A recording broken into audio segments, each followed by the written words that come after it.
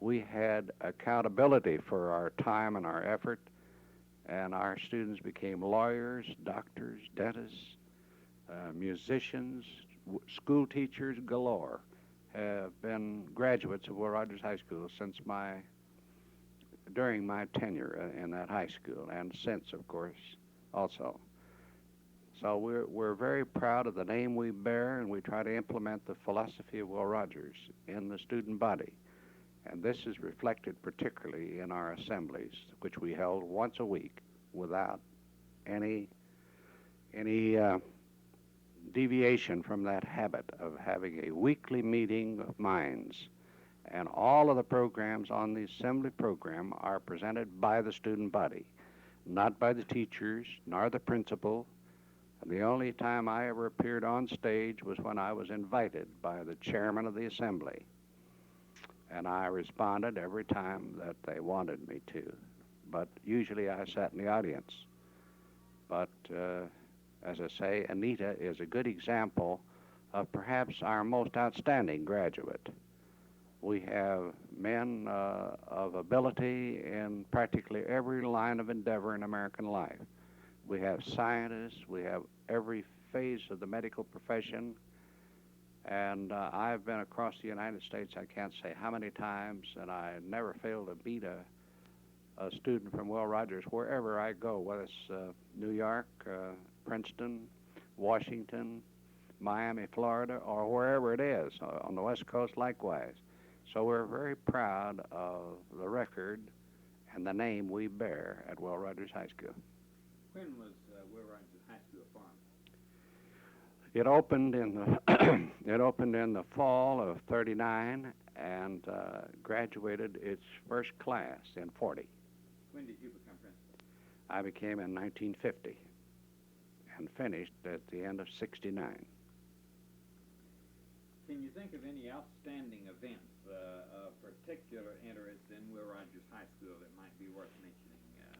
Well, one thing we prided ourselves in, Francis Bellamy wrote the Pledge of Allegiance to the flag, Boston Patriot. And we used this in our assembly. Every time we assembled, we had a protocol to follow, and it included the pledge to the flag, which our people did nobly and with respect. And then the American's Creed was also a part of our ritual, which I think is more impressive than the Pledge of Allegiance to the flag. I have to regret to say that many of our visitors, while we were repeating the American Creed, they didn't know it. But it was written by William Tyler Page a long time ago at Annapolis, Maryland, and it's encased in bronze, the original of the American Creed in that institution right across from the Naval Academy in the Annapolis Courthouse, or rather State House. But I've always prided ourselves in having a very progressive school curriculum, one that would give our young people every advantage of preparing themselves for further education or adjusting themselves to what life's work they wanted to choose. So I was very proud to be principal of the school and to be privileged to associate with all the thousands of students that I called members of the graduating class at Will Rogers High School. And I still keep in close touch with many of them, or they keep in touch with me. What was to you the most exciting incident that happened during the period you were principal at Will Rogers? Oh, I think in addition to the assemblies, and we received a Bellamy Award, which was given to us by a national organization listing Will Rogers High School as particularly good in developing a citizenship program. And they picked us to receive this award in 1957. And they only picked one school every 50 years. And we got it in 1957, so we won't hear from that organization again until 2007. So, but we tried to carry out the spirit that we think made America, and that is respect for our nation, for our flag, for our institutions. And our young people, I think, benefited more when they had this kind of an attitude and feeling about their own school. They did a better job in the classroom. And our teachers likewise responded, and they were treated with respect, generally speaking. I don't know of anyone that was ever mistreated, but maybe that's not true today, but I hope it is. It is. But times do change people and things. But I think one of the things that we did at Will Rogers that pleased me a great deal was that Mr. Zacharias, Dr. Zacharias from MIT, met me in Tulsa one time at the Mayo Hotel and asked me if I'd like to participate in a physical science study committee program sponsored by the President of the United States, who was Eisenhower at the time. And this is the time Sputnik went up and all the high schools were failing in science and mathematics, and this was a new program in physics, and he wanted to know whether we'd be one of 50 schools that would be pilot schools for the study of the Physical Science Study Committee appointed by the President of the United States. And we served in that capacity and became a pilot school in the physics department for that program. I would say that was the outstanding thing that we did, in addition to being rated highly by North Central and by every college and university where we sent our students. So this, I would say, it was a privilege to be affiliated with true professional teachers and also to be a part of a good school system that provided the means whereby it's possible to do this. You were an officer and later president of the OEA. Yes. Why don't you talk about some of the problems that schools have had? I know that over the years, I know that there once was a period during the 30s when many schools couldn't make the payroll, had to give IOUs, and why don't you discuss chronologically some of the problems of education? Well, I would want to place a citizenship program first. However, I think you'd have to say that the first objective of education is health. And then after that, there are a number of objectives that we've prescribed in setting forth our philosophy. And our philosophy was a guide to what took place in the classroom.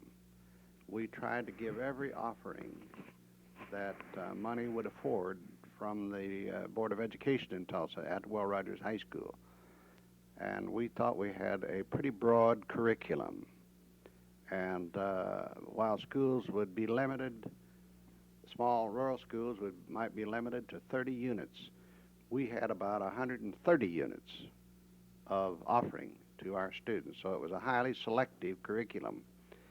And there were some required subjects, which were the what you might call the core of the program. Is called general education. And this provided everybody with some required courses in English, science, and math. And these were not large in number. It was 7 units. And the balance of it was elective. So a student could elect a field of specialty, although we didn't say we were specializing in high school. But we did want to prepare every student to further his education if he so desired. And we didn't think that the high school should be the terminal point for education. Fact of the matter is, I don't know if there is any terminal point today. As we said at Will Rogers at one time, if you dropped your pencil at Will Rogers, stooped down to pick it up, you'd be behind. Things were changing about that fast. So we participated in all the progressive programs that we thought fitted our needs and interests and abilities. And I think I view education, my definition of education is merely a modification of behavior. And we never forgot that in everything we did.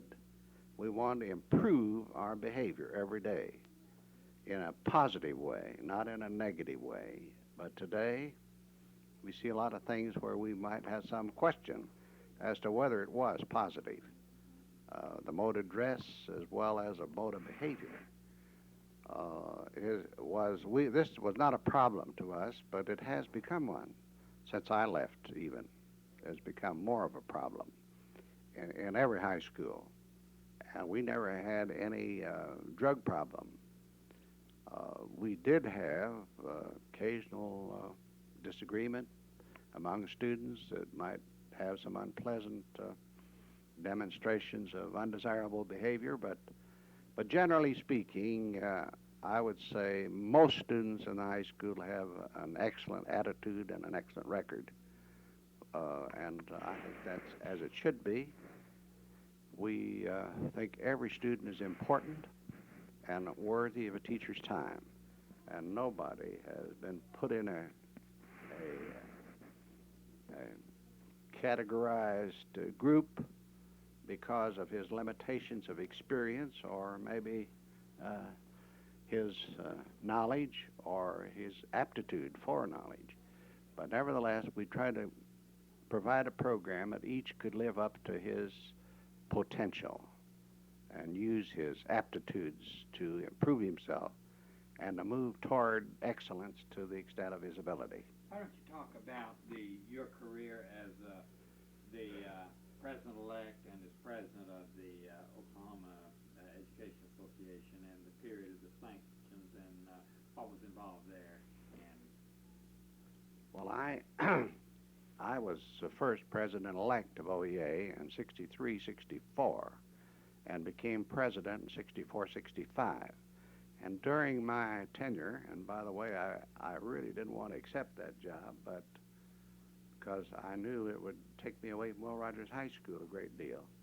But I was imposed on to respond to a call because we were at a low ebb as far as financing schools in Oklahoma. And the legislature didn't seem to be inclined to want to make any big strides of improvement. And then we had a change of politics in the State House, so not only the legislature was having difficulty in finding the money, but also the governor was limited in what he thought could be possible to finance in Oklahoma. But we were so dissatisfied with the low salaries and our people leaving Oklahoma, our better teachers going to California or what have you, where they could get a decent living wage, which we were not paying. So we had a rough time for a while in Tulsa. During this particular period, we lost a great many of our good teachers to California and many other places, and we got replacements from people who were not as well qualified personally or professionally. So we never have caught up, in my opinion, where we ought to be. So I think the new governor is assessing the situation just about right. We ought to be average in the United States, and we're 45th. Well, this is not an enviable position. And the only way to get better teachers and to improve your educational program is to provide more money, not just to pay teachers' salaries. You can always attract better teachers when you've got a better salary schedule, better prepared teachers, and better in performance, better in their role of leadership in leading children in the right direction. So when I became president of OEA, we had to meet with the legislature and the governor, and I don't know how many times that I had that experience. And I frequently appeared before the legislature as well as before the governor trying to defend the legislative program that we hope to implement during that session. We did make some progress, and Governor Bellman, reluctantly, I would say, went as far as we wanted him to go. He did make some improvement, but we weren't keeping up with our bordering states, and we haven't to date.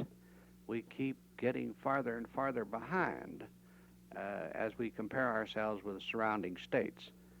So I think that this present legislature and the governor-elect, and this is not discounting Mr. Bartlett's effort, a great deal of improvement was made during his term. But at this particular time that I'm speaking about, when I was president of OEA, I was the spokesman for the teachers, and I went about the state in every county of the state, meeting school people and patrons, trying to get them to put pressure on the legislature to find more money for education. But this has always been a hard thing to do because we adopted a philosophy during Roy Turner's administration that we've never laid it aside until this year, that no new taxes for any purpose. And this had a bad effect upon the school system, because certainly you could justify spending money on education if it's going to improve youth and their opportunity for their future. So this is what I spent most of my time during that year, and it was a long year for me, trying to convince people that they should see their way toward exercising their influence on the legislature and the governor to raise more money to have better schools and give their own children a better opportunity. Well, we made some progress, but not as much as I would like to have seen. And of course, there has been considerable improvement since 64, 65. We did invoke sanctions. We didn't go all the way. We didn't blackball Oklahoma, as we were accused of doing. We did not. But it was pretty well known across America that Oklahoma teachers were not going to stand still about this matter of increasing revenues for education. So we did make some progress as a result of imposing sanctions, and we kept everybody out of Oklahoma until conditions did improve. And any teacher who came into this state looking for a job was under sanctions and would be blackballed, couldn't even join the association if they had attempted to. So this had a pretty drastic effect upon the legislature as well as the governor, and we began to look for money. So we did make some progress, and I think laid the foundation for what's happened since in 64, 65. You have been active with the Tulsa County Historical Society for some years, I know. Why don't you tell us what you can about the background of that organization? Well, this has been in the Tulsa County Historical Society has been in existence for quite some time, but it's sort of been inactive in the last several years. It's an organization regulated by purposes and bylaws as trying to perpetuate a record of people. Can we just right over? I've been real pleased with the response of our former members in renewing their memberships, and we've employed an executive secretary, and he's a very knowledgeable fella, and he's really been working at this thing, and we are on our way toward rejuvenating an organization that has a program but lacks money, and we're going to see that that is provided. So that's going to be one of my major jobs, is to see that it's adequately financed and that we can do some of the things that are described in our objectives or in our bylaws and organization for existence, namely the laws and regulations that control the movement of the Tulsa County Historical Society. We have much to do, and we have interested members, and I predict that in a very short time we're going to announce a program that I think will gain a greater support than ever.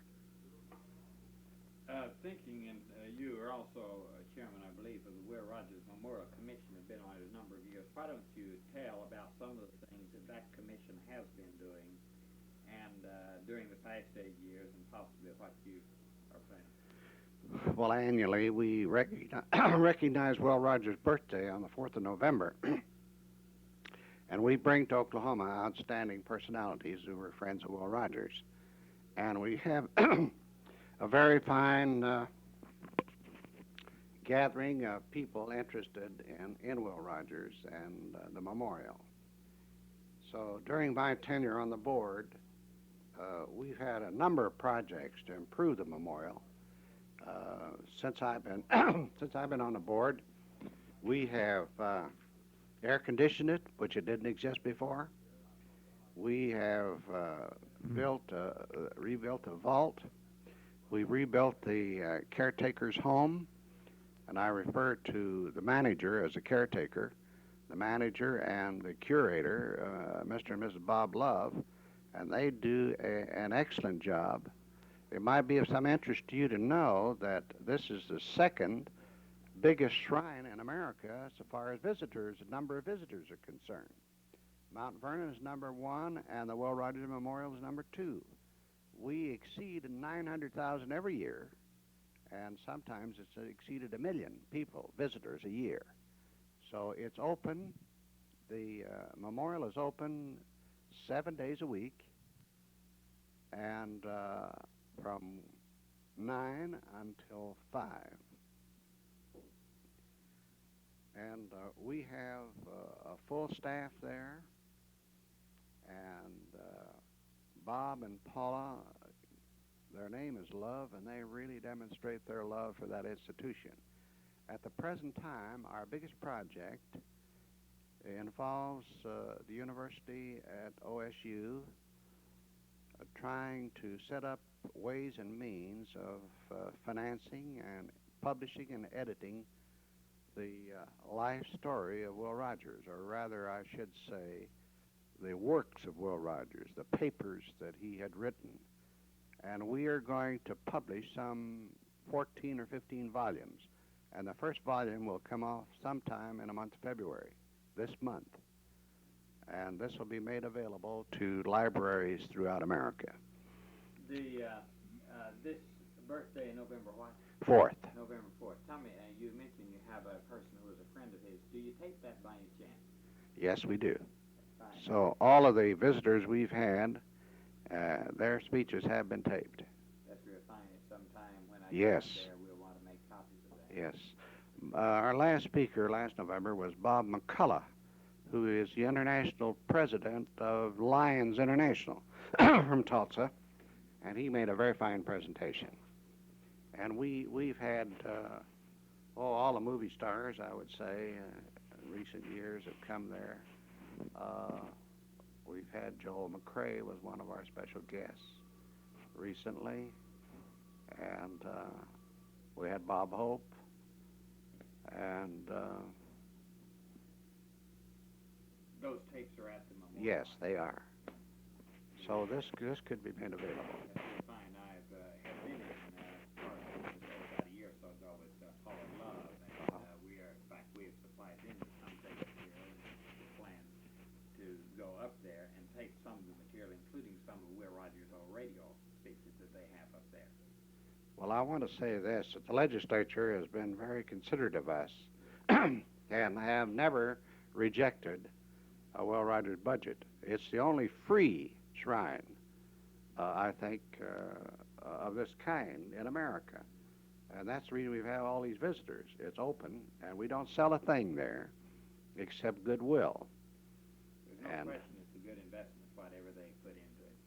the legislature and the governors elected for a number of years have given us their full support, as well as sufficient money to keep the building open on the schedule that we have.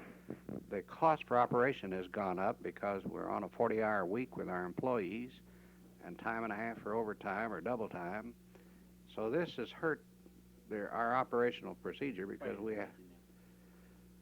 The budget runs about it's close to $50,000, which isn't much of a budget. I think it's about 48,000, something like that, a year. That includes utilities and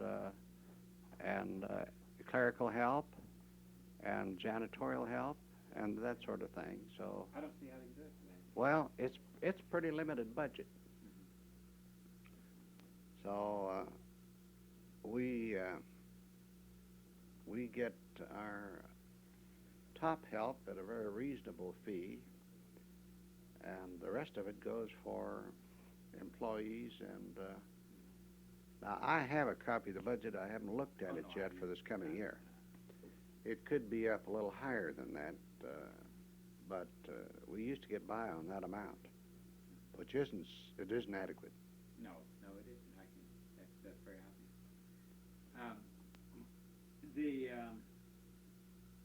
You've been over the years. You've had association with a number of the leaders in the Tulsa community. You've mentioned Norris Hinthorn and others. Why don't you talk a little about some of the individuals in Tulsa who are well known or who may be a part of history, with whom you've had personal contact, and maybe about whom you can tell us a personal reminiscence that might give us a little additional viewpoint into a personality of an individual. Well, I first would like to begin with Oklahoma Blue Cross Blue Shield, which I'm affiliated with Mr. Ralph Bethel, who's the president. And Mr. Bethel, I've known him all the years that he's been affiliated with Blue Cross Blue Shield, and also his predecessor, N.D. Helen, who first organized Oklahoma Blue Cross and Blue Shield beginning in the fall of 1939.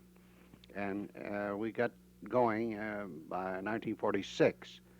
And I considered many things, but for part of my time, I'm the educational consultant for Blue Cross Blue Shield that carries on a continuous educational program of its employees, of which there are 455, I believe it is, employees in the Tulsa headquarters. We also have a divisional headquarters at Oklahoma City and Lawton, Chickasha, Muskogee, all those places I have visited, and I'm sure there's one or two. Enid. There are 6 branch offices. But anyway, the reason I joined Blue Cross Blue Shield is because the great need for health care within the teaching profession. And it's a nonprofit organization, and it has excellent management with Mr. Bethel, who knows the history of the institution better than I do. But I know that we have written a fine record of performance to those who really needed health care. We're unfortunate in the rising costs of both hospital and medical care. Physicians' attentions are also going up in price, and this makes it a real heavy load on a family to carry the burden of Blue Cross membership for their entire family. But OEA, I think, is fortunate in having a master plan for all teachers and their families, and the rate is intensely low. It doesn't even meet the needs, and there's going to have to be some adjustment, I'm sure, as a new contract is renewed.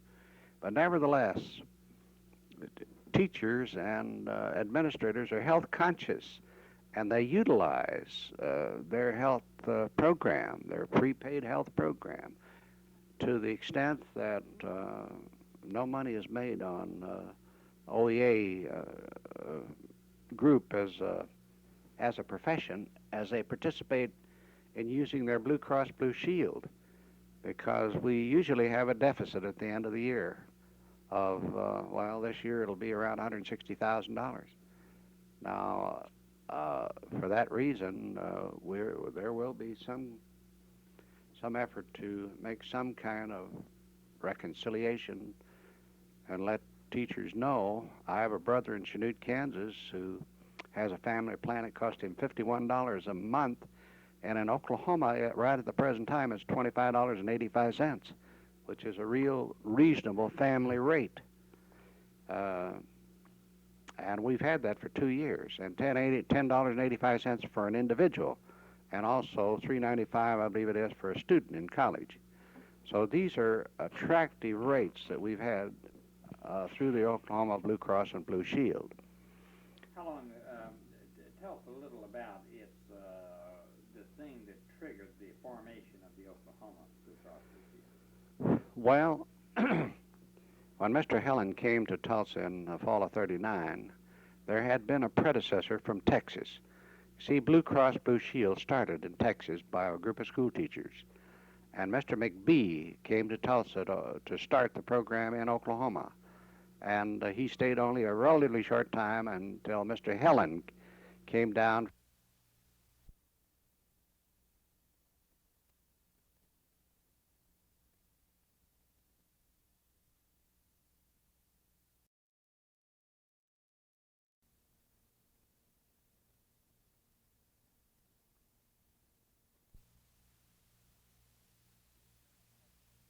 Been a predecessor from Texas.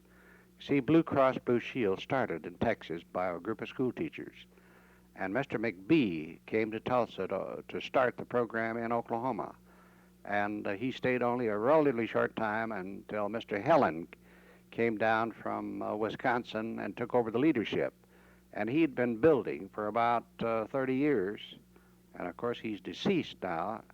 And Mr. Ralph Bethel was his first assistant and succeeded him and at his death. But health care is essential to every family and to every individual. And they must have some resources. It used to be, it'd be almost impossible to get into a hospital. But with the Blue Cross cards, you can get in the easiest of anything that I know of. But a person who isn't a member of Blue Cross almost has to sign his life away to get any consideration to getting into a hospital, if you need to. They want to know whether they're going to get paid or whether you have any resources. Now, it is true that many of them do get in that don't have any resources and don't have Blue Cross, and this makes the costs higher because a hospital has to absorb these losses of non-paying patients, and I guess they don't pay the doctor either. But nevertheless, this is a program that the people need, and this is the reason I'm affiliated, because I didn't want to sell anything except a service to people. And I'm dedicated to that goal, along with all of the people that are employees of the Blue Cross Blue Shield in Oklahoma. How long have you been involved with it? This is the second year, a little over a year. After you? Yes, that's right. It'll be 2 years this September. How much association had you with them before? Pretty close, because I have known Mr. Bethel as well as Mr. Helen and other employees of the organization, because being principal of Will Rogers High School, many of their students and many of their employees are graduates of Will Rogers High School. So I really value my affiliation with the Blue Cross highly, and they're a real reputable organization and real professional. You handle education. What all is involved in that? Well, for example, people who process claims has to know a great deal about the human anatomy.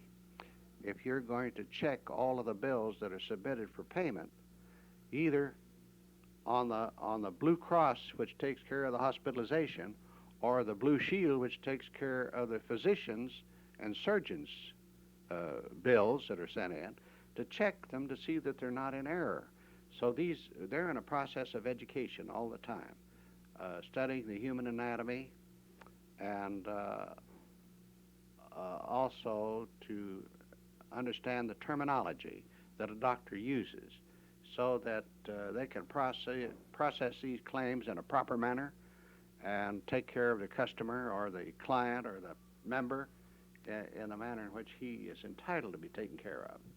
Now, we have some people who would use Blue Cross to maybe making false claims, which means that they're really cheating against their fellow member when they do this by accepting or presenting a false claim.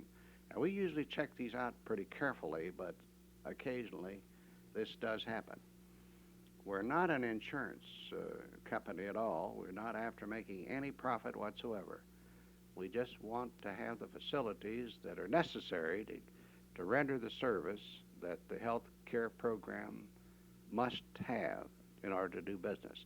And I think we have that in a 12-story building in Tulsa, a very fine property and worth much more than the Blue Cross members paid for it. And it's cheaper than renting a building. So it's not only built, but it's paid for also, so it doesn't cost anything except ad valorem taxes, which we pay.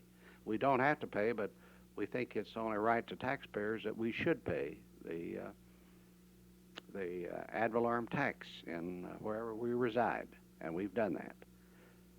But I'm very proud of all the divisions and the professional work that they do.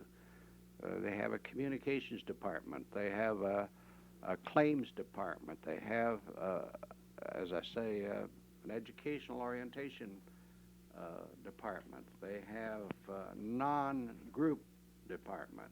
They have Champus, which takes care of those in the armed services. They have Medicare. They process all of the claims for Medicare hospitalization, and that amounts to $50 million a year. And that's a service they do for the government without no profit, just what it costs to process Medicare claims for hospitalization. So it's a big organization. Our budget last year was $117 million. That's for Oklahoma? Yes, that's for the state of Oklahoma. What is your connection with the national? The only connection we have is we belong to a national association of individual plans in each of our respective states. But each state has their own independent organization, and they do affiliate with a national organization which was created by the executives of the various state plans across the nation. So there is some, and we do this by paying dues to the national organization to keep the national office open. It's a coordinating office, and they render a lot of services. As you know, your Blue Cross card, no matter where you are in the United States or Europe or elsewhere around the world, will admit you to a hospital. And there is communications that has to go through the national office to coordinate your benefits and to see that you're taken care of wherever you are when you need the health care.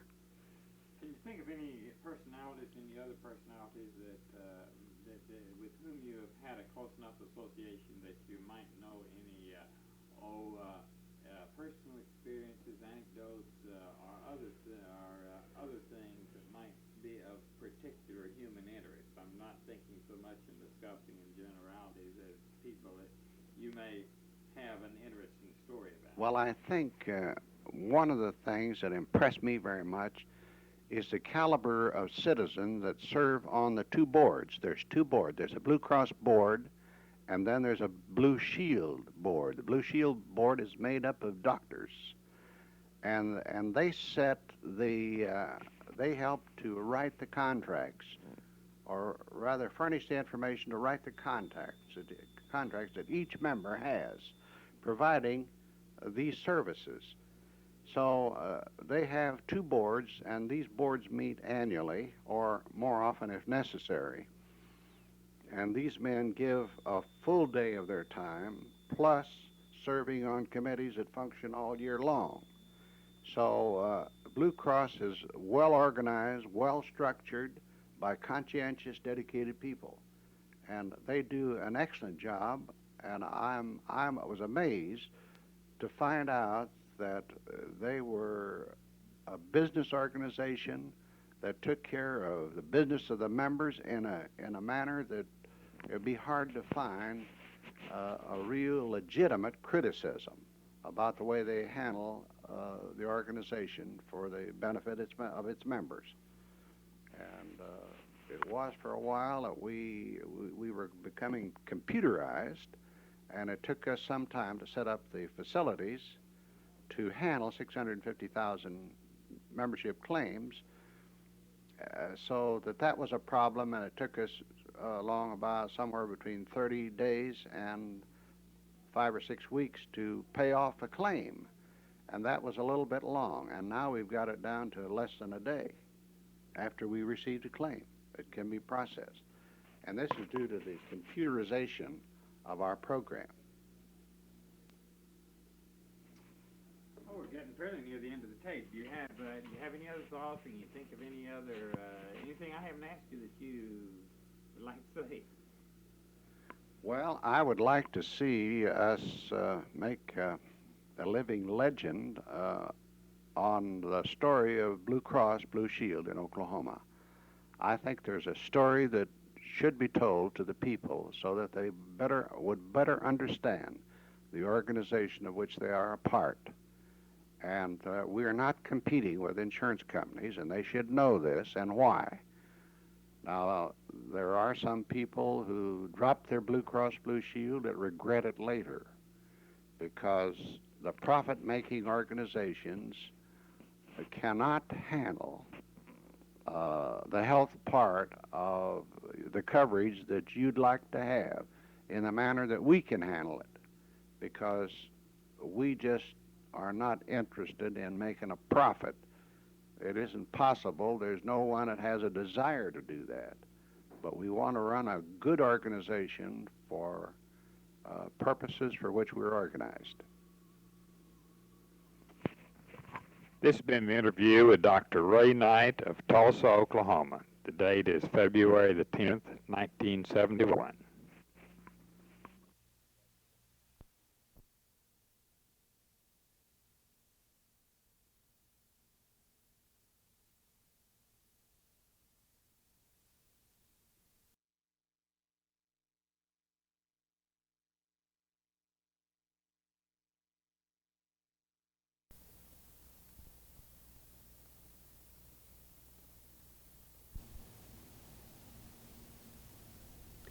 This interview is a part of the Oklahoma Historical Society's Oral History Program Living Legends collection.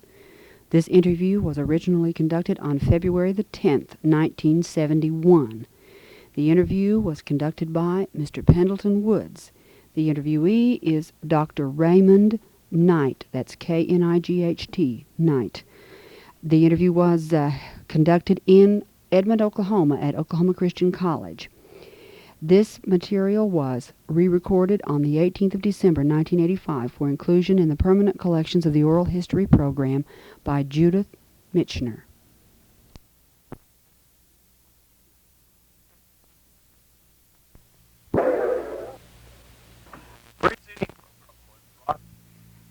Today is February the 10th, 1971. We're on the campus of Oklahoma Christian College. I'm visiting today with Dr. Raymond Knight, who is the president of the Oklahoma County Historical Society and the president of the Will Rogers Memorial Commission, and who was a long-time educator in the state of Oklahoma and for many years was the principal of Will Rogers High School. We will talk with Dr. Knight about a number of things, including the Cherokee heritage of his grandmother, education in Oklahoma, as well as the history of the Blue Cross, with which Dr. Knight is also very familiar. To begin with, Dr. Knight, I wonder if you would take the mic and tell us a little about where you were born, when and who your parents were, and maybe just a little bit about your undergraduate schooling before college.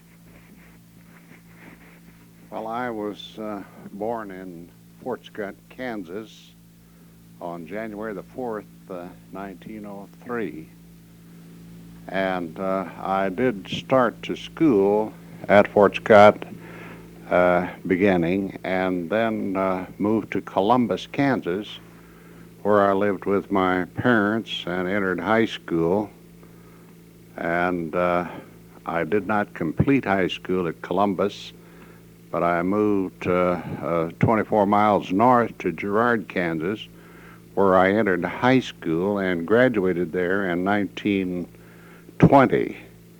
And a year ago, I was invited back to this same high school to recognize the 50th year of my graduating from high school. And I was the speaker of the evening to some 20 of my former classmates in that class of 1920. Amazing thing about this was that I had to admit that it had been 50 years since I graduated from high school. That was a shocking realization.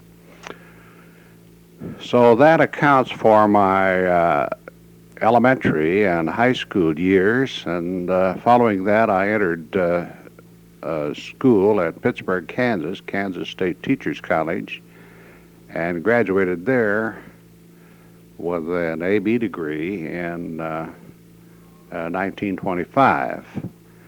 And then I entered the teaching profession coming to Oklahoma, became a high school principal at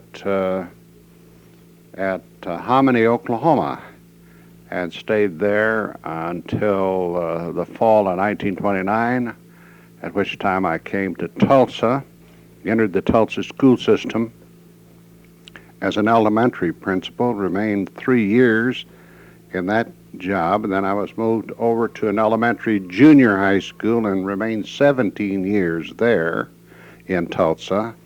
And then I moved in 1950 to the Will Rogers High School, where I served as principal until I retired a little over a year ago. I'm going to backtrack at this point, and we'll take a few subjects along the way because we want to. I want to take the education all in one when we talk about details in one package. I thought I would talk first about your grandmother and a little bit about her Cherokee heritage. Why don't you tell us a little who she was, and then recollect as best you can some of the stories and experiences that she has told you.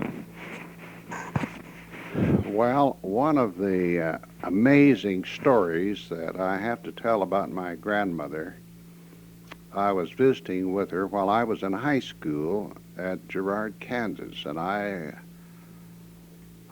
thought I better ask her some questions about her early experiences in Oklahoma and to learn something about her background. So I was visiting with her, and she was 92 years of age at the time.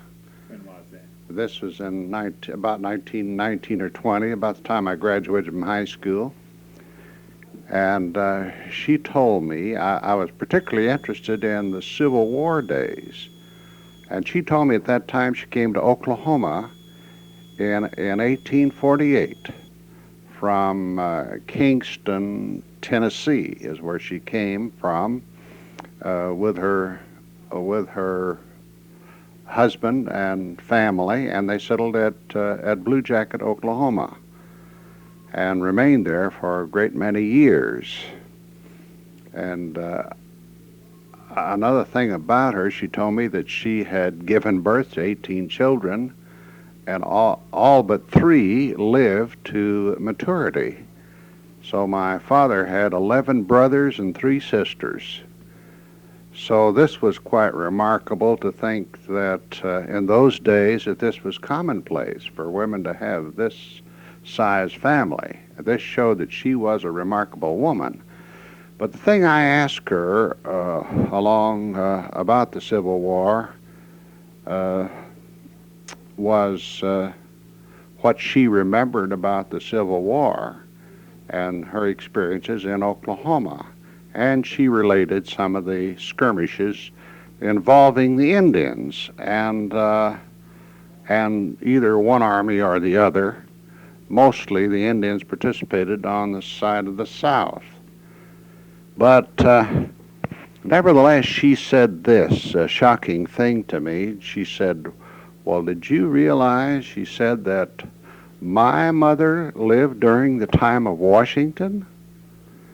Well, I didn't realize that this was even a possibility, but when she related it, and she was born sometime in the early quarter of the 18th century, somewhere, it seemed to me like around 1830 or thereabouts, because she related this about her mother and about living, and they were on the East Coast at that time, along in Georgia, I believe it was, she said. Now, my grandmother's name was Crotchet, and she did have Indian blood, and it was Cherokee. I never was particularly interested in that phase of my ancestry because, not that I was ashamed to ask, but it appeared to me that a great many people of questionable character, morals, and reputation oftentimes claimed to be part Indian, when in reality they would be a disgrace if it were true. So, in all of my years of experience, I never have particularly did any research to find out just how many in our family were of Indian blood, or to some extent. I think that's kind of beside the point. I like to think of Indians just being good Americans. In fact, they were the first Americans, 100% Americans. So that never did bother me. But she was a great woman, and she did look her Indian heritage because she had this appearance. And the pictures that I use in the book that was edited and published about my life in the schools of Oklahoma reflects her picture, and also a little story about her early life in Georgia and in Tennessee, and then in Oklahoma. But I do know that I had in Oklahoma a great many relatives, many of whom I have never met because of the 11 brothers my father had, and most of them lived in Oklahoma or had come to Oklahoma and then dispersed. But many of them did remain here until their death, and they also raised large families. So I really have never met all of my relatives that live in Oklahoma. Did your grandmother have Indian lands in the Cherokee Nation? Yes, she did. And after my grandfather, Knight, who was a full-blooded Englishman, after he died, and he died an untimely death, and I don't talk much about that because he was killed accidentally. Well, I don't know if it was accidentally or not, but he was dragged home, and the assumption was he was shot, and a horse drug him home. And the assumption was that the horse killed him he had his foot caught in the stirrup, and he had been mangled. And the wound that he had was not sufficient to have killed him. But this was during they were having tribal elections, and he participated to some extent, and these were hot affairs in the eastern part of Indian Territory. So this is how he met. When was this? This was, I can't set any date on that. I'm sorry that I didn't ask that, but I never met him myself. So you can tell it's been some time. So he was dead. But this was in an early part of Indian Territory history, is when he met his death. But she married another man, and he disposed of her property against her will or without her consent. And there was some effort to repossess the land, and it was around Blue Jacket. So she did have an Indian allotment. It wasn't a lot of land. By that I mean when they made an allocation under the Dawes Commission, why these parcels of land that were, it was in terms of your Indian blood as to how much you received. And as I recall, she didn't receive a great deal of land, something like 30 or 40 acres. But it was disposed of, and they tried to repossess it because it became mineral land. Where she was living, there was coal and later some ore. Do you recall any other experiences that she may have mentioned either in Oklahoma or in the move to Oklahoma? Well, she used to tell me about the hazardous times they had in living in Oklahoma, not only to gain a livelihood, but there were even wild animals that attacked people in this early day, panthers, for example, and other types of wildlife that oftentimes it was dangerous for children. She related that to me and told some stories about children that were lost their lives due to wild animals. So they lived in a I think primarily a sod house when they first set up housekeeping there, and then they later developed the homestead that they had there. And my father later participated in the Oklahoma Run when they opened up Oklahoma. However, she or nor her husband did. Now she, as I say, she remarried again, so he did not participate. But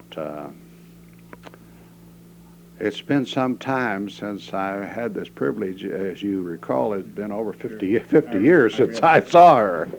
So I don't recall vividly all of the conversations that I did have with her, but I did have a high regard for anything that she said. She's a very quiet woman and was not filled with descriptive words as she related her early experiences, but sufficiently that she talked meaningfully to me and impressed me very much while I was a student in high school.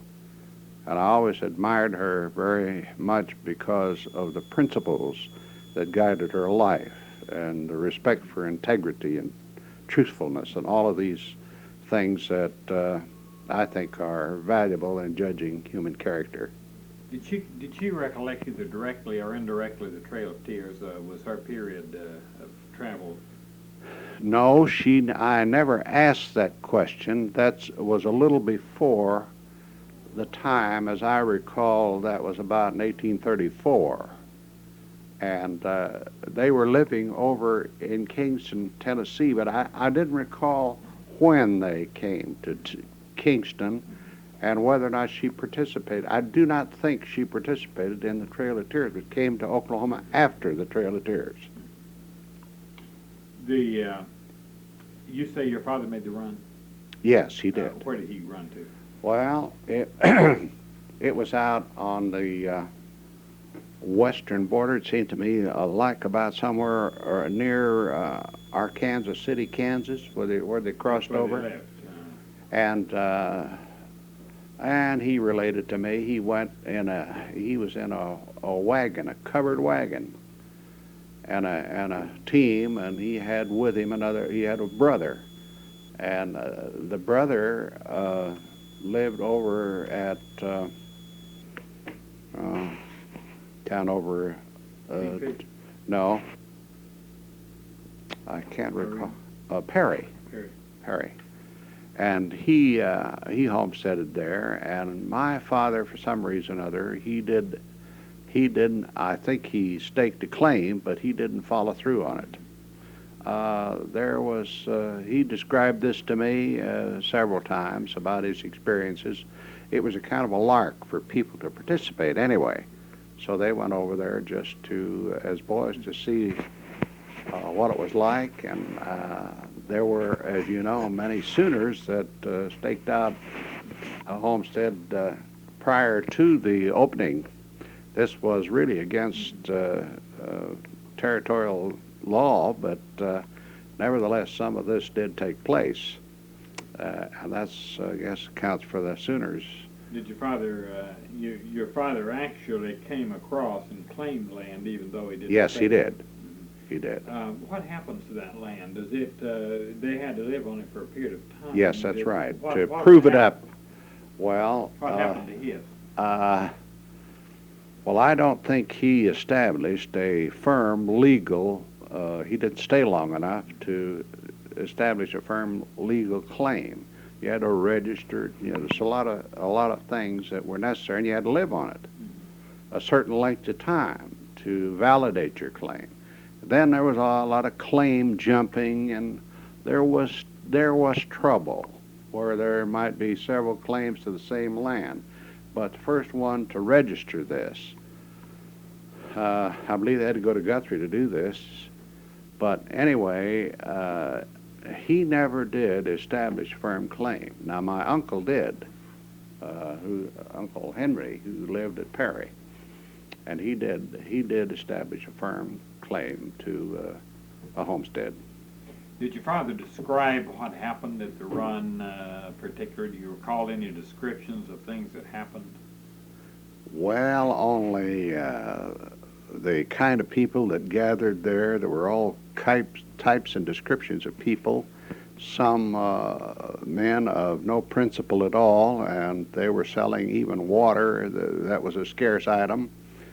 You could almost buy whiskey cheaper than you could buy water. But anyway, it was quite an affair, and they had every means of travel in making that run, from walking to horseback and covered wagons and teams and rigs of all types. And it was a mad scramble because everybody was anxious to stake a claim. And as I say, there was some trouble among the people who were making the run. They were not always the kind of people that I think Oklahoma would welcome. And that's the reason our early history in Oklahoma was filled with a lot of people without principles that would reflect good citizenship. And there were a lot of murders and various other things that went on that were not anything that you would want to record in history anyway.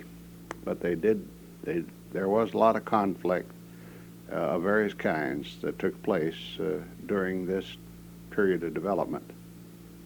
What year did you say? Did you say it was 1920 when you first came to Tulsa, first saw Tulsa? Yes, I came down during the race riot just to see what was going on. Did you see the race riot? Yes, I saw evidence of it. Why don't you describe everything you know about that? Well,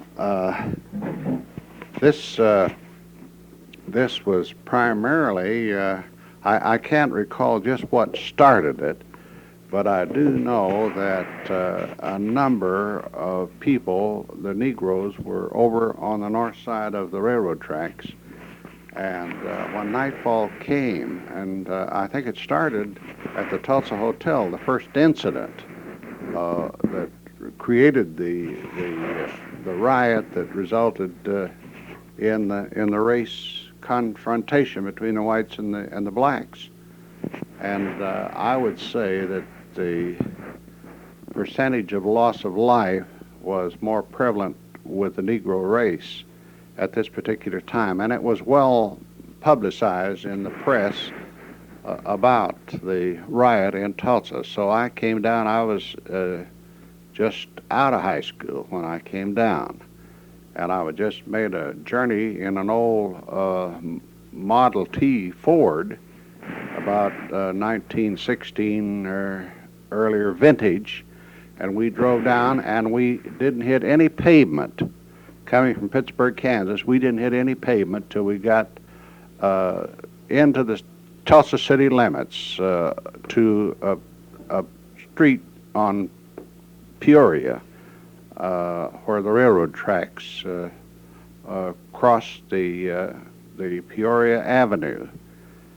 And so I came on, and with another fellow that was with me, and we did see evidence of the riot. We're cautioned by police not to involve ourselves in this, and we were shied away from the area where incidents could have occurred, but it was something not to to experience, but a lot of curiosity seekers were present along with myself coming to Tulsa, and that's the first view I had of Tulsa. And I will say, at that time, it wasn't very impressive. Some pavement, as I say, I reached pavement on Peoria at about 1st Street. And the rest of it was dirt road, clear up through Skytook and on to the Kansas line. It was just a country dirt road. And if it rained a little bit, you had the hazard of getting stuck and having to have somebody to pull you out and all that sort of thing. Fortunately, on this trip, that didn't happen to us. But just a couple of young fellows that were out for a lark on a weekend to see what was happening in Tulsa. And as I say, there were a lot of gun toters and a lot of men who were shooting other people almost on sight with no provocation, other than maybe they were identified as a particular race, and they fired at will. And I couldn't say how much life was lost in Tulsa at that time, but it was considerable, because I was not a resident of Tulsa. I was just a curiosity seeker, a young fellow who came down from Kansas right after I got out of high school. Now you came to Hominy in what year? 1920. In 1925. What brought you to Hominy? Well, an opportunity to try my wings at the teaching business. I had, while I was in Pittsburgh, engaged in many different activities, and after I graduated, I had heard about the opportunities for teaching in Oklahoma.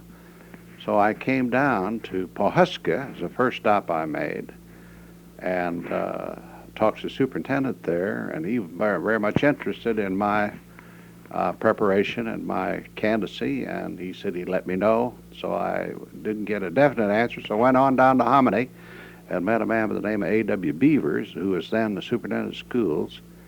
And I wasn't with him 30 minutes until he had a contract ready for me to sign. So I stayed in Hominy for 4 years and got acquainted with a great many Indians as well as the whites in that community. And I really had 4 profitable years there.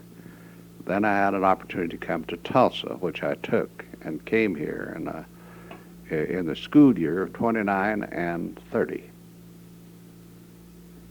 Would you describe the town of Hominy at the time you came?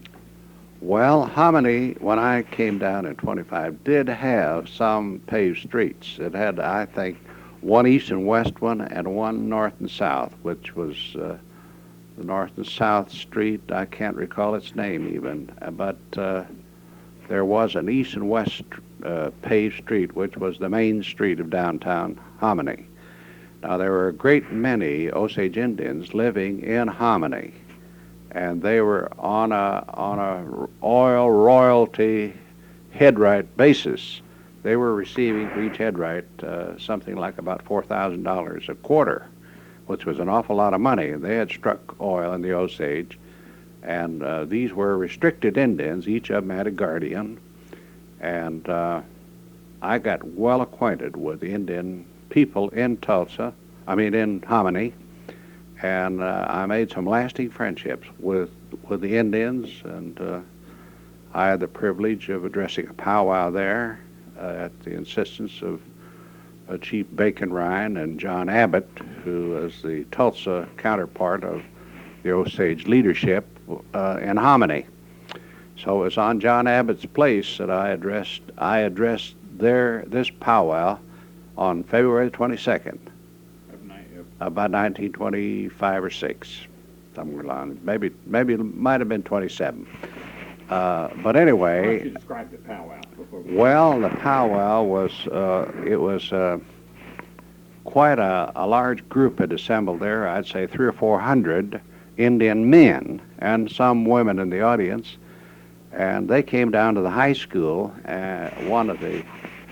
One of the Indians, John Abbott, a full-blood Osage, and asked me if I wouldn't come out and address the group.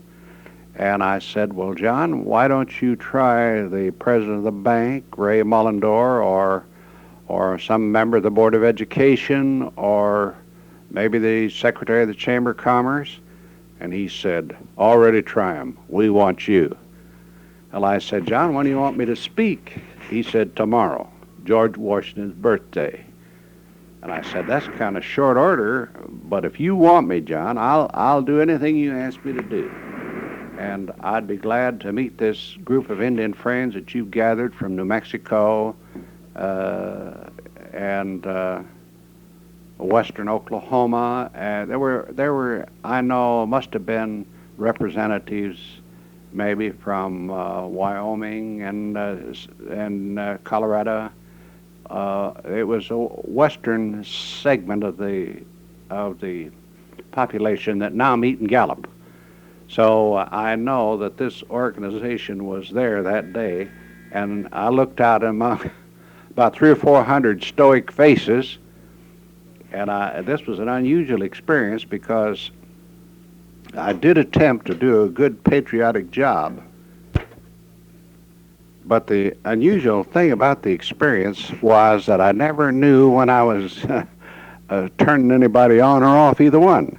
But I had an interpreter, and he stood by my side, and I had a microphone with me over which I was speaking, and I'd make a dissertation maybe of 5 minutes long, and my interpreter would say in one sentence what it took me 5 minutes to say, and then I would start out, and maybe I would just make one sentence, and he'd stop me again by laying his hand over my shoulder, on my arm, and then he'd talk for 5 minutes on what I said in one sentence. This was a most unusual experience, and I shall always remember it. But they were very kind and appreciated my accepting their invitation.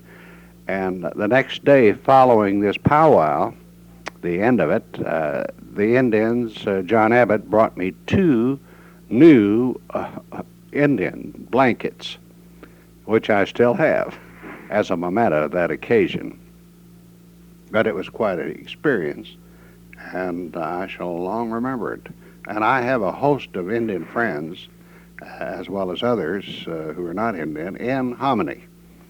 And this has been a long time ago, but I frequently get a visit from an Osage Indian, and Paul Pitts was a real close friend of mine, and he's deceased now, but he was the last Osage chief that I was personally acquainted with, but he died about a year ago. Who were some of the leaders in Hominy in that early period? Well, I spoke of John Abbott. Then there was Shunkamola, I'm talking about Indians, and then there were quite a number of prominent businessmen who served as guardians of the Drummonds who lived there, and Carl Matthews, and Harry Matlis, Ray Mullendore, and Mr. Cromer, and J.A. Presbury, and people of this, citizens of this stature, and they were all prominent businessmen who served as guardians for the Indians, and they were restricted, and they handled their money. The Mullendore family has come up a number of times in interviewing people. Obviously, they're a very prominent family, and of course, we're in the news last fall. Well, this Ray in Hominy was the president of the bank, and also was related to all of the Mullendors in Cleveland as well as up on the ranch. Could you give us some background as you knew them of the Mullendors?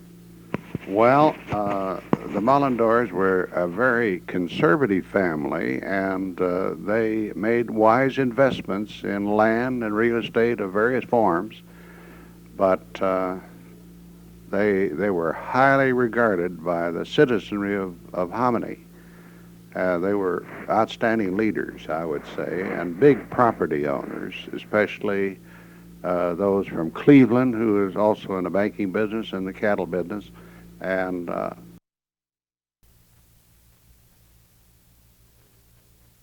they were highly regarded by the citizenry of Hominy.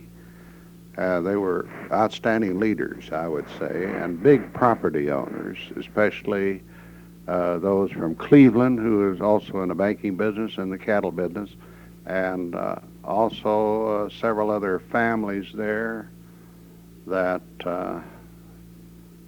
the Pettits and the Crows were also very prominent in the Indian activities in and around Hominy. And Fred Petty was the only white man outside of myself at the powwow.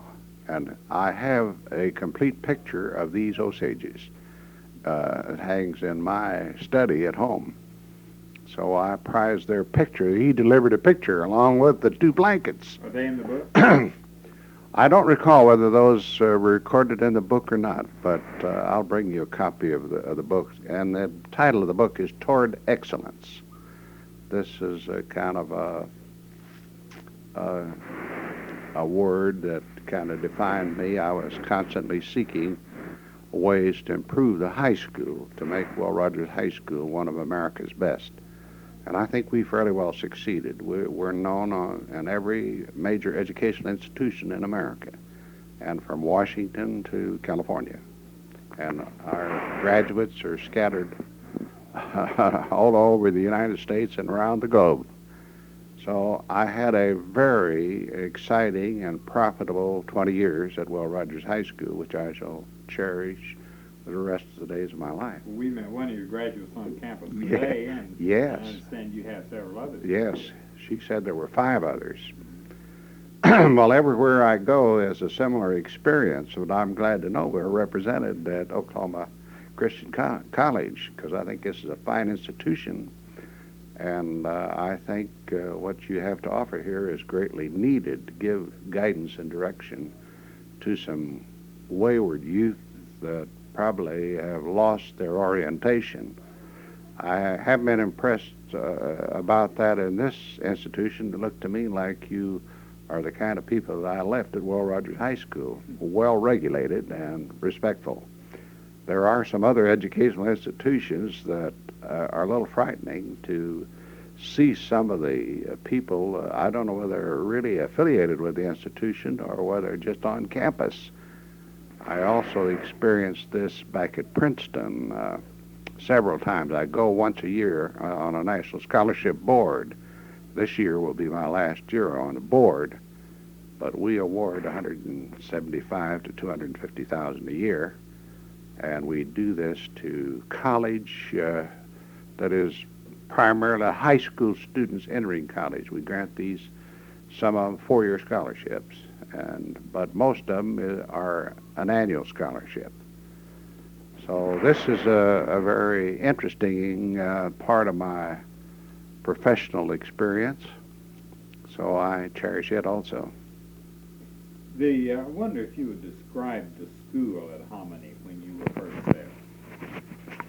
Well, when I was at Hominy, the high school was relatively new, but it was a 3-story structure that would accommodate, I would say, around 600 students, about what we had. But I was there during the beginning of the Depression. It had already begun to bother us in Oklahoma. That is, the crash that came in '29, but there was a recession before that. But it just hit the stock market in '29. And we closed, after it did the hit, we closed our home economics department and our shops. And most of our young people, I was never quite satisfied, and my recommendation was not to close that. We kept French and Spanish and Latin in our curriculum and cut out homemaking and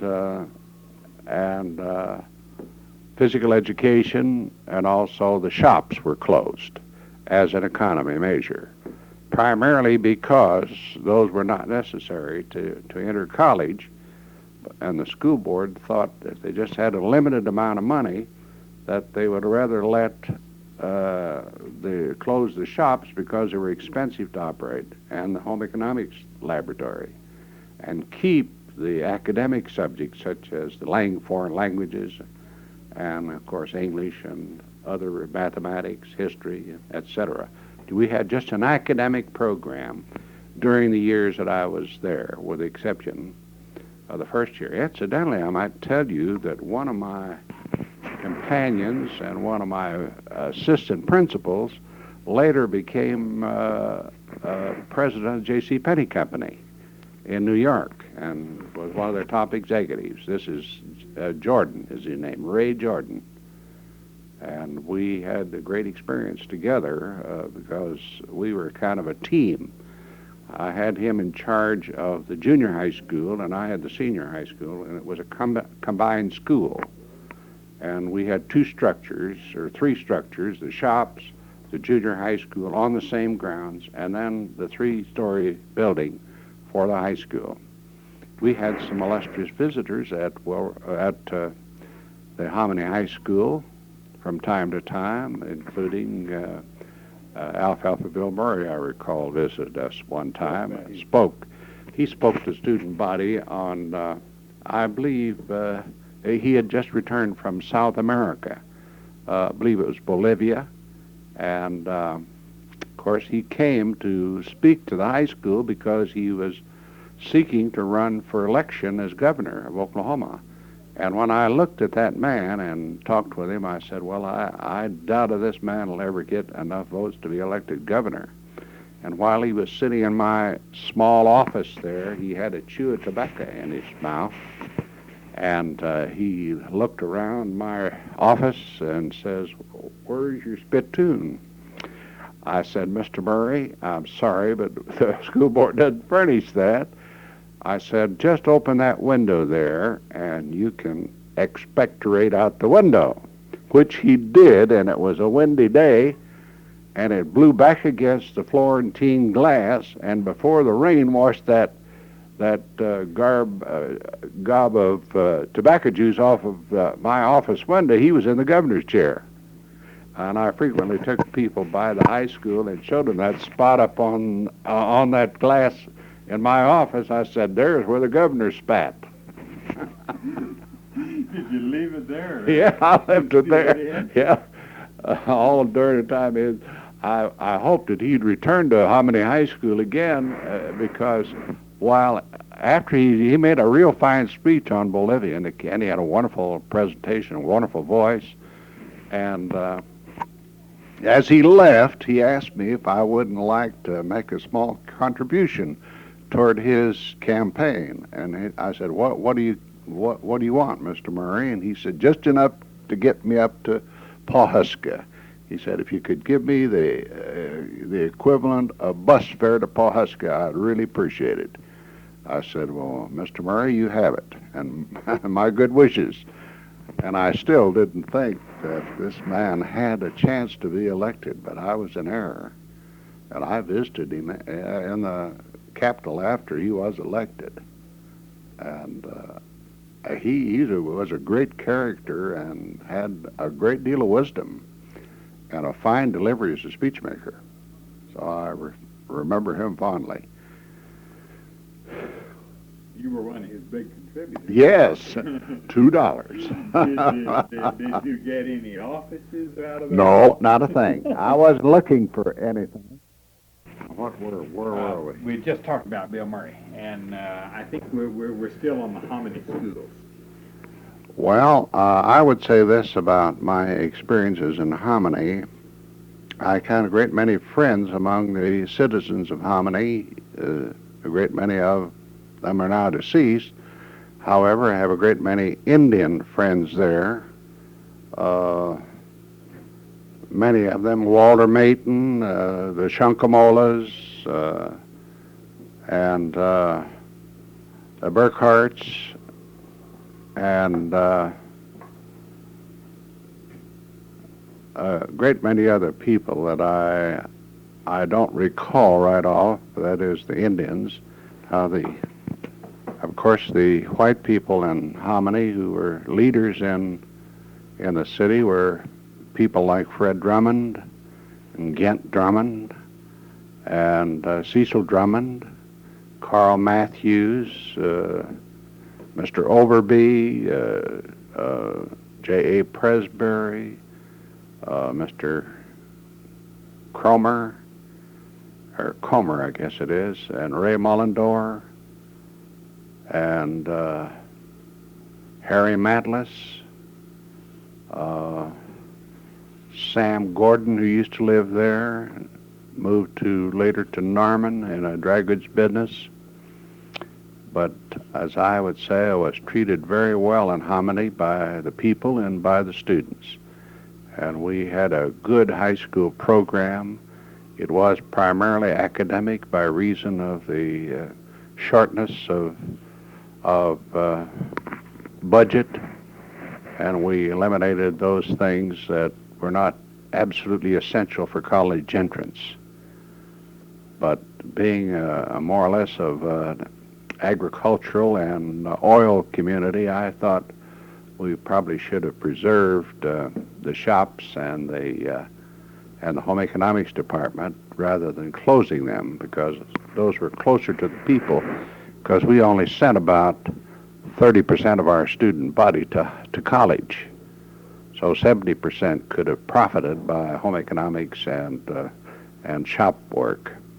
But nevertheless, that's water under the bridge. That was a decision of the Board of Education, and I had little to do other than just to make a recommendation, which they didn't see fit to take because they couldn't afford it, so they said. We still have the problems of adequately financing education even to this very moment. And I have my hopes up that sooner or later, the legislature, the governor, and the people of Oklahoma are going to be enthusiastically supporting increasing of revenues for the support of public education. Now you went from Hominy. Can you think of any news events or any particular events in Hominy outside of what we've talked about that might be worth mentioning when you were there? Well, I can't recall any particular incident. People in Hominy, generally speaking, were very much interested in their schools. And I think the school system for a small town was about as good as you could expect from a school oriented like it was in Indian culture as well as in the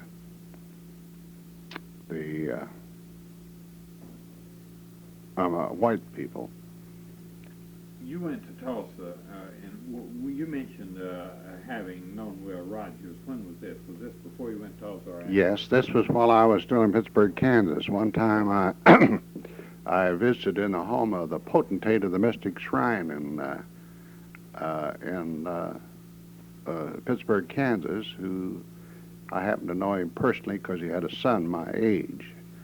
So one day I saw him on the street, and he told me about the shrine in Pittsburgh was going to have a special guest on their Saturday night banquet, and Will Rogers was going to speak. And Mr. Pingree was his name. Mr. Pingree asked me, he said, "Would you like to meet Will Rogers?" Oh, I said I surely would. And he said, "Well, why don't you come out to my house? You're going to be out to my house in the middle of the afternoon. Why don't you just drop by there? And I'll see that you meet him." The reason Mr. Pingree was a close friend of mine is my wife-to-be was one of his secretaries. So I had a relationship there which gave rise to him inviting me out to his house. Well, I went out there and I met Mr. Rogers, and I was still in college, and he asked me the question. He said, well, what do you intend, what are you taking, what do you intend to be? And I said, well, as it looks at the present time, I'm going to be a school teacher. And he kind of ducked his head, and he said, well, you know, he said, I had a niece that was just dying to be a teacher. And then he put his finger up over his nose and looked up over his glasses and looked up at me, and he said, she darn near did. And then he further responded, said, starved to death. Well, this is typical of Rogers' humor. He was as funny. He saw funny things in everyday living, every waking moment of that man. He was a humorist. He just saw relationships among people that were just comical, and that's a good example. He had them laughing all afternoon.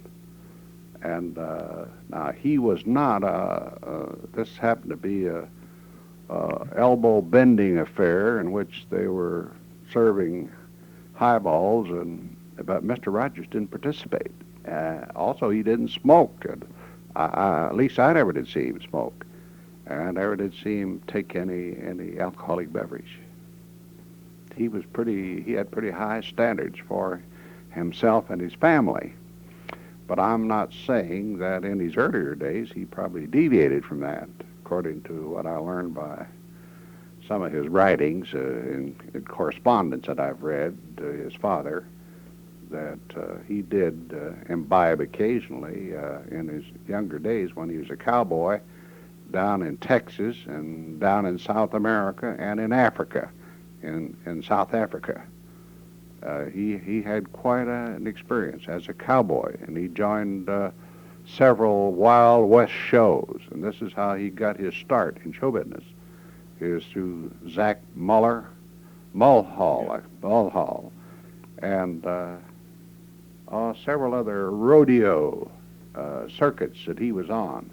And he really was a champion roper, a highly skilled fellow, and he just accidentally got to having a monologue while he was twisting his ropes on stage, and he just accidentally fell into this matter of writing, making daily telegrams and weekly reports to the press, which they paid him a handsome sum, $1,000 a week just for his comments.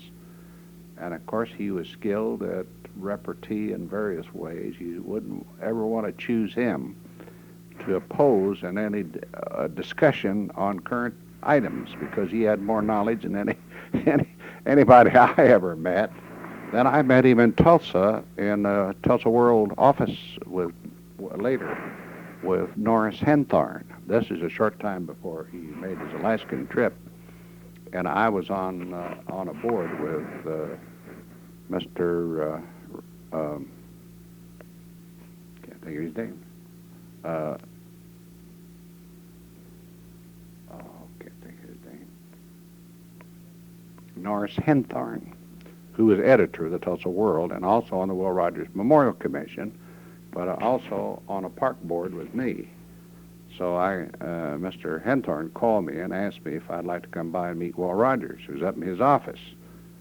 And he just did this as a friend because I knew his family and I was in the schools at that time.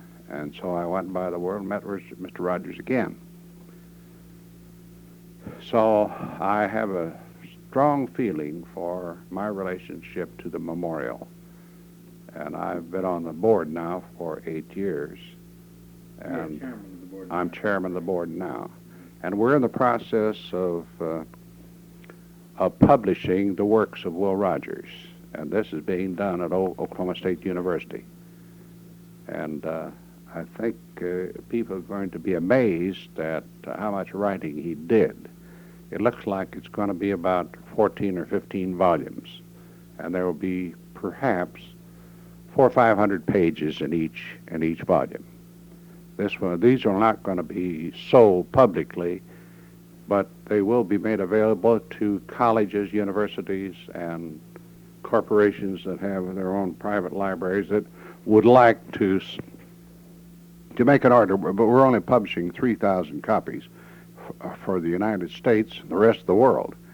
So we are not going on the newsstands.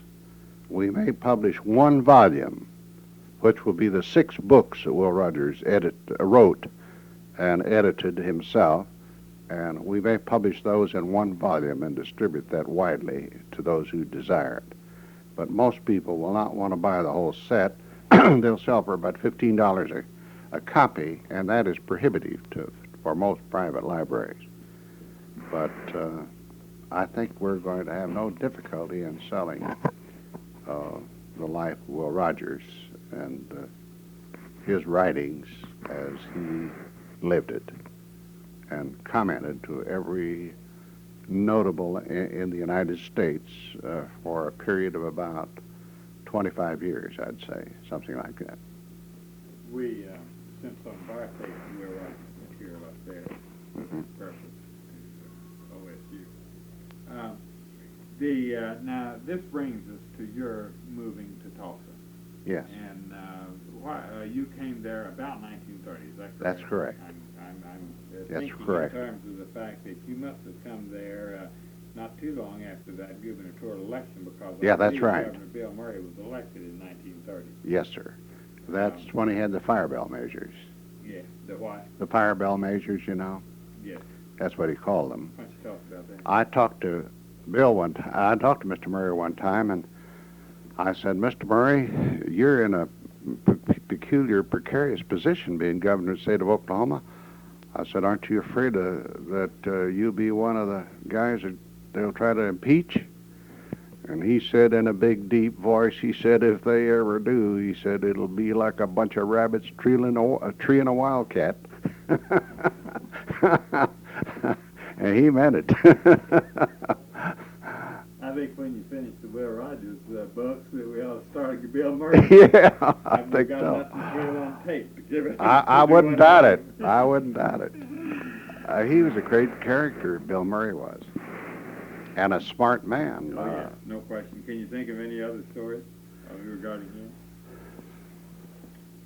No. Now, I got to know Johnston Murray perhaps better than I knew Bill, but I was in Bill's office during his term, and he remembered fondly my relationship with him at Hominy High School. So there were a lot of people in Hominy that voted for Mr. Murray, and they gave him strong support in Hominy. Tell us about coming to Tulsa. Well, I came to Tulsa as a result of a convention I attended in Dallas, and I met the personnel director of the Tulsa Public Schools in Dallas at this convention. This was Kiwanis Convention.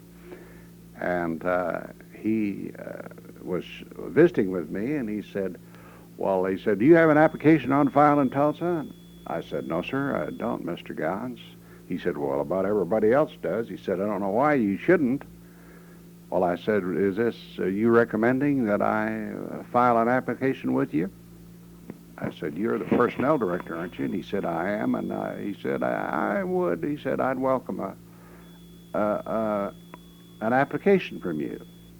And he said, I can't promise you anything immediate, but he said, I want to say this to you, that I won't forget you.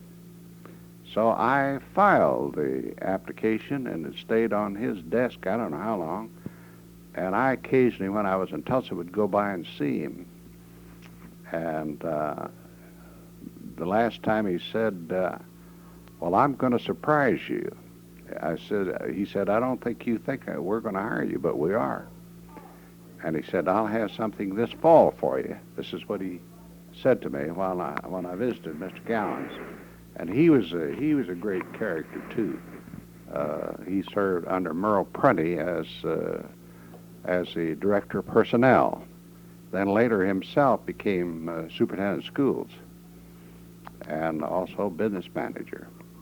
He had a very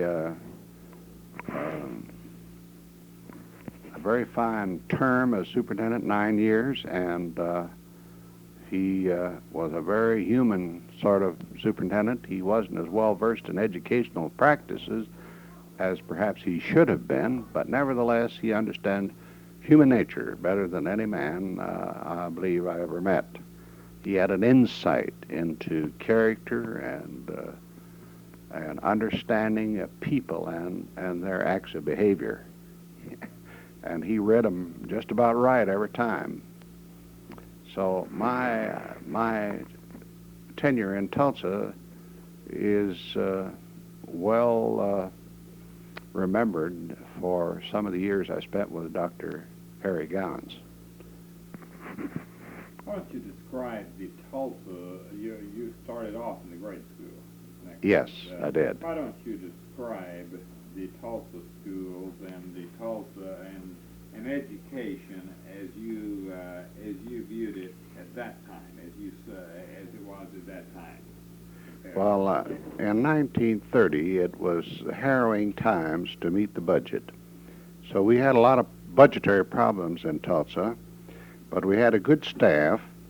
We were in the process of retrenchment, and we laid off a lot of teachers because we had to retrench in order to conserve the budget.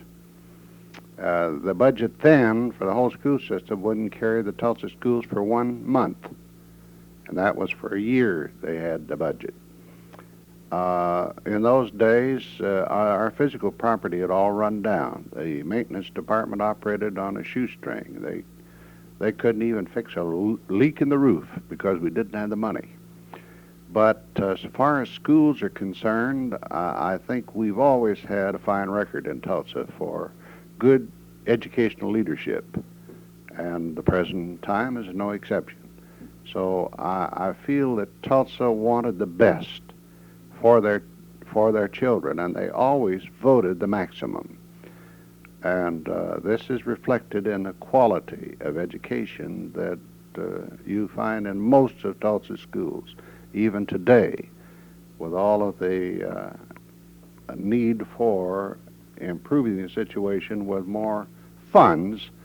They still have a very fine, well-regulated school system. And I keep up with that at the present moment as well. I make myself available to anybody who still wants to contact me. But I, as an executive of the Blue Cross Blue Shield program, I do have reason to keep in touch with the public schools. Let me say more about schools. Yes. Can you name some of your pupils over the years, starting thinking just kind of generally chronologically, of some of your students who have made a particular note in what might be any phase of Oklahoma history? I mean, for instance, you mentioned Anita Bryant, who was Miss Oklahoma and was a runner-up for Miss America, and who is now one of the leading entertainers in the country. I'm sure there are others. Would you like to discuss with them? I want to say for Anita, she's one of the finest young... her name because it started again. Miss Anita Bryant Green. Her last name is Green now. She married Bob Green from Miami, who is a disc jockey down there. But he's a very fine young man, and they're happily married and have 4 children now.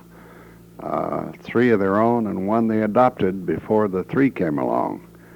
But Anita was a wonderful person. She has a religious background and loves to attend religious conferences and has accepted invitations on many occasions. She's made 14 appearances at the White House alone.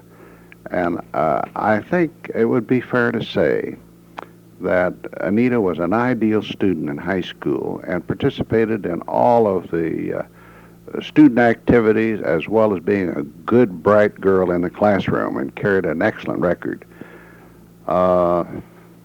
She was also in our music department and was a soloist and sang many times in the assembly. And it was in the assembly singing in the a cappella choir that she got the inspiration for singing the Battle Hymn of the Republic. And we did this in an expert manner at Will Rogers High School. It just run chills down your back to listen to our a cappella choir sing the Battle Hymn of the Republic. I'd never heard it any better anywhere. This gave Anita an inspiration. She was a soloist in this, and this is what she usually sings on national hookups because nobody can do it any better than she does. And she knows all the words, too. She doesn't grope around. But she usually, when she entertains at the White House, and this has been for every president since she graduated, and she sings this song with particular feeling and meaning. She really believes in the United States of America. And a great many people today of her age may have some misgivings about their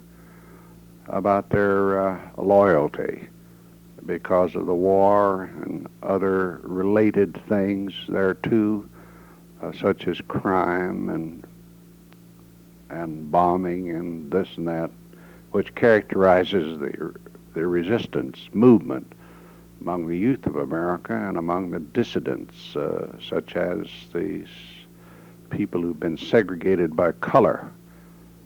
But anyway, we had many illustrious graduates of Will Rogers High School. None of least, of course, is Buddy Fallis, the district attorney in Tulsa, who is carrying on a very effective campaign against the use of drugs and an educational program along this line. We did strive at Will Rogers High School to be an exceptional school in that we had high purpose and we had goals set by the students and the teachers. We had lots of pupil-teacher planning and lots of innovations, and we have been rated by various organizations nationwide as being in the top 10 high schools of America.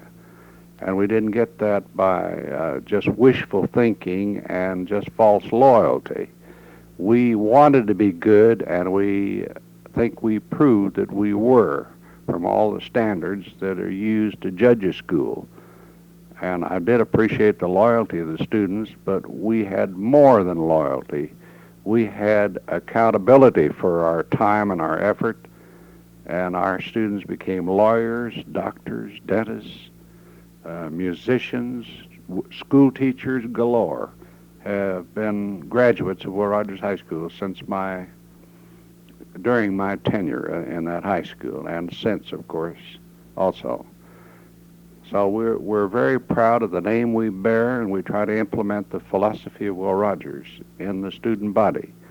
And this is reflected particularly in our assemblies, which we held once a week without any